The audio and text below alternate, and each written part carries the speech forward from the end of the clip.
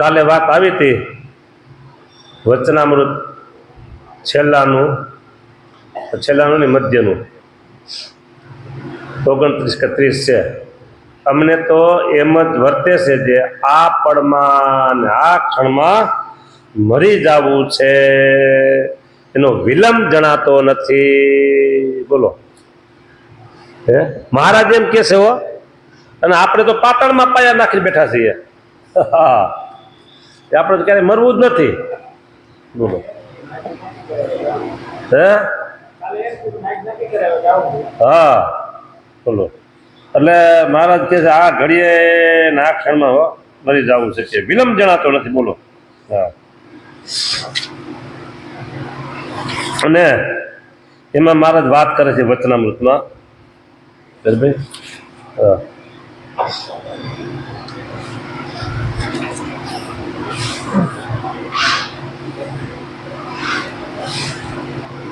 વચનામૃત છે ગઢડા અંત્યનું 30. અમારા મનમાં આ બે વાર્તા ગમે છે મહારાજ કહો, પછી ત્યાં મન અટકે છે. તેમાં એક તો એમ છે આ ચૈતન્યના તેજનો રાશિ છે ને તેના મધ્યના વિશે શ્રી પુરુષોત્તમ ભગવાનની મૂર્તિ સદા વિરાજમાન છે એવો દ્રઢ નિશ્ચય કર્યો છે. એક એ વાર્તા ગમે છે. પછી વળી આ 5 વાર્તાનું અમારે નિરંતર અનુસંધાન જે છે, 5 વાર્તાઓ નિરંતર અનુસંધાન જે છે.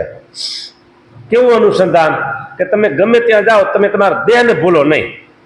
બોલો, બરાબર. 50 જણા હોતા હોય રાતે મોટા એક હોલમાં, અને તમારું નામ લઈને બોલાવે તો તમે ધરધર હોકારો દો. પાછા 49માં કોઈ હોકારો ન દે. બોલો, અને તમે કદાચ વધારે ઊંઘમાં હો તો બાજુવાળો તરત તમને જગાડે. હા, એટલે 5 વાર્તાનું નિત્ય નિરંતર અનુસંધાન રહે છે. આ દેહને મૂકી જરૂર મરી જવું છે, વિલંબ જણાતો નથી. એ તો એમ જ નિશ્ચય જણાય છે જે આ ઘડી આ ક્ષણમાં આપણે મરવું છે. બોલો, સુખ દુઃખ રાજીપો કુરાજીપો સર્વે ક્રિયામાં એવી રીતે તમને વર્તે છે. આપણે મરીશું તેમાં આટલું તો આપણે કર્યું છે ને આટલું બાકી છે તે કરવું છે. એ અનુસંધાન પાછું રહેશે. બોલો, કે આટલું આપણે કામ કરી લીધું ને આટલું બાકી છે. કાંઈ સંસાર વ્યવહારનું કામ નહીં હો, ભગવાન ભજવાનું. અમારા મનમાં પંચ વિષયની વાસના ટળી ગઈ કે નથી જોયા કરી છે. લ્યો, આ વાત મહારાજે કરી અંત્યના 30માં વચનામૃતમાં. પછી અહીં સ્વામી કહે છે ઉપશમ કરે તે મને ગમે ને હું રાજી થાવ, ને જે ક્રિયા અચાલતી હોય તે કરવી, પણ પછી ધબ પડી મેળવી સંકલ્પ કર્યા ન કરવા. આ તો મરકટની ઘોડે, મરકટ જોયો છે? હા, મરકટ એટલે વાંદરો. મરકટની ઘોડે એટલે કે મરકટની જેમ એક બુઢિયો વાંદરો તેને બીજાએ વાંદરી પાસેથી કાઢી મૂક્યો. પછી બોકા નાખે એમ આપણને પણ વિષયમાંથી દુઃખ ઉપજે છે અને બોકા નાખીએ છીએ. એવો માટે વિષયથી તો છેટે રહેવું. બોલો, ઉપશમ કરે એ સ્વામીને બહુ ગમે હો. બસ હૈસે જવા દો ને, હૈસે જવા દો ને. આ ઉપશમ. મારા સ્વામી કેવું રાજી થાવ. પછી સ્વામી કહે જે ક્રિયા અચાલતી હોય તે કરવી, કે આ ક્રિયા કરવી પડે એમ છે તો એ કરવી, અને આ ક્રિયા ન કરજો હાલે એને પડી મૂકવી. હા, ચોટી નહીં રહેવાનું ક્રિયામાં. અને અચાલતી ક્રિયા હોય તે કરવી, પણ પછી ધબ પડી મેળવી, પાછું મૂકી દેવાનું તરત જ. અને પાછું ભગવાનને ભજવા બેસી જાવ. માળા કરો, ધ્યાન કરો, માનસી કરો, તે કરો તે. પછી ક્રિયાના સંકલ્પ નહીં કર્યા કરવાના.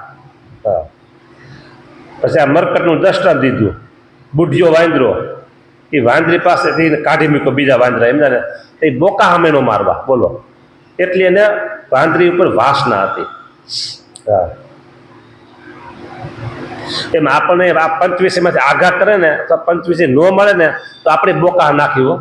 હા બોલો, જગત સંબંધી પંચવીસ, પણ તમે ત્યાં ભગવાનના ભગત છો એટલે તમારે જગત સંબંધી પંચવીસ નહીં હોય. એક ભક્તે પૂછ્યું છે આત્મા કેમ દેખાતો નથી? બોલો.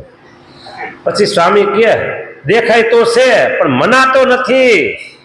દેખાય તો છે પણ મનાતો નથી. જ્ઞાન થશે ત્યારે મનાશે. આ છે એ બ્રહ્મ અને ગયા એ પરબ્રહ્મ.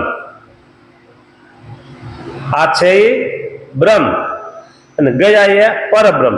એ મર્મમાં વાત કરી સ્વામીએ. બોલો હવે બ્રહ્મ અને પરબ્રહ્મ કોણ? આ છે એ બ્રહ્મ કોણ? આ છે એ બ્રહ્મ એટલે કોણ? ગુણાતીતાનંદ સાહેબ પોતે.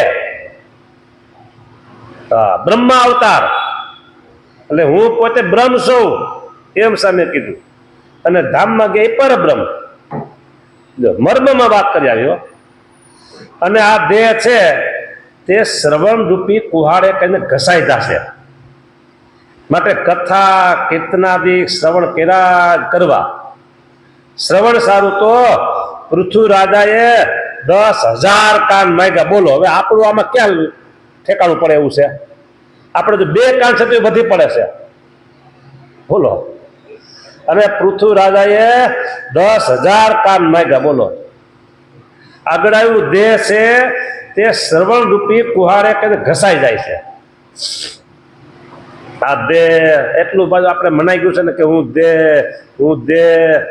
દેહ એટલું આમ ખરેખરું સોલિડ થઈ ગયું છે. પણ હકીકતમાં એ છે નહીં, આપણે ખોટું ભરાઈ ગયું છે. એટલે સ્વામી કે કથા વાર્તા રૂપી છે ને કુહાડો, હા એ રાખો ને તો ઘસાઈ જાય દેહ. દેહ ગમે એટલો વાલો હોય, ગમે એટલો વાલો હોય, ગમે એટલો વાલો હોય કે પછી દેહના સંબંધી ગમે એટલા વાલા હોય, એમાંથી પ્રાણ એક નીકળી જાય પછી જો આ વટાણું હોય ને તો કે જલ્દી કાઢો હાલો હાલો, પછી રાત પડી જાય. બોલો.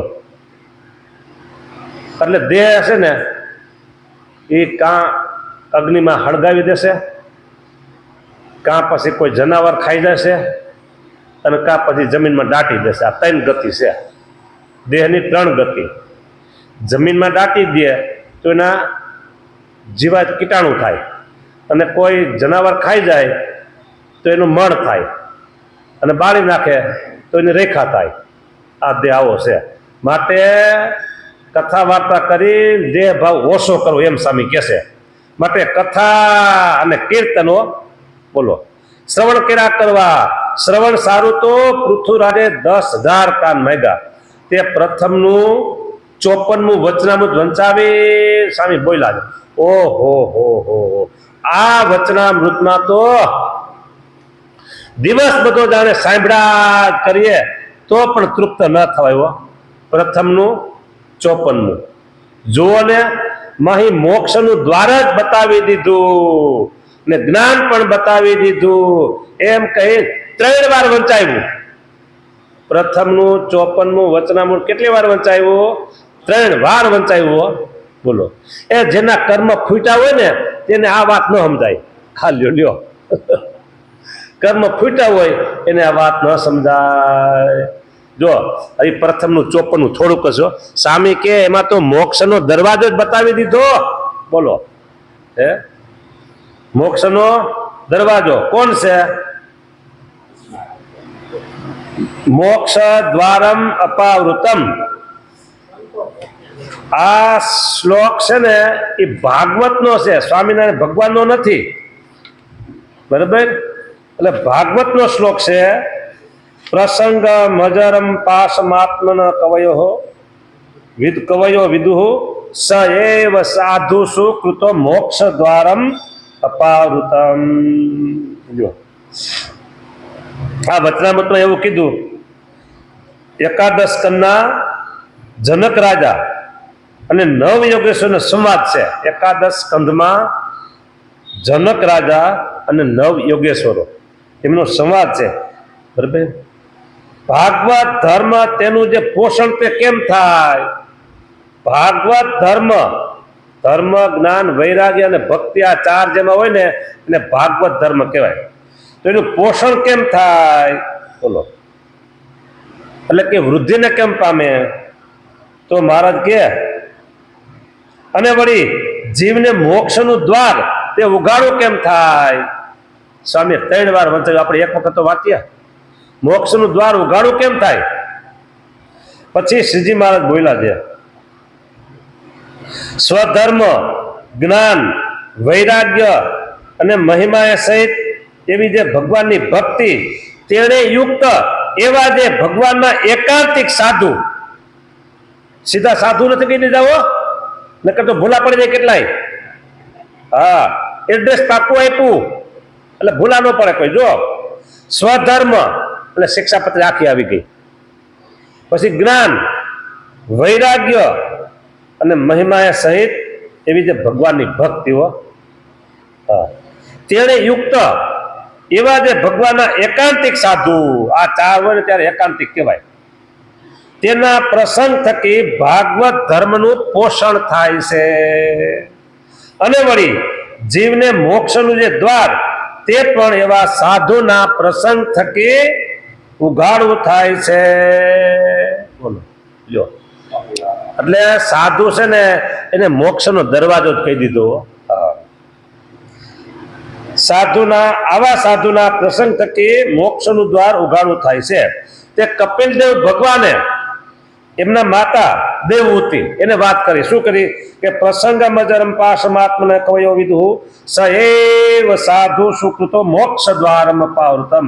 જેવો આ જીવને પોતાના સંબંધીને વિશે દ્રઢ પ્રસંગ છે, દ્રઢ સંબંધીને વિશે, તેવો ને તેવો જ પ્રસંગ જો ભગવાનના એકાંતિક સાધુને વિશે થાય તો જીવને મોક્ષનું દ્વાર ઉઘાડું થઈ જાય. સગા સંબંધીમાં જેવો પ્રસંગ છે ને એવો પ્રસંગ જો ભગવાનના એકાંતિક સાધુને વિશે થાય. એક ગામ છે, હું ટૂંકમાં વાત કરી દઉં.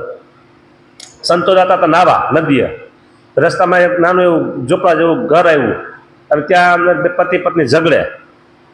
એટલે સંતોએ કીધું શું જાવ તો ખરા કે ત્યાં લોહી લોહાને બધા થઈ ગયા હતા, ઝઘડા થાય, તાવીથો હાણસી હોય ને બીજું બીજું શું હોય.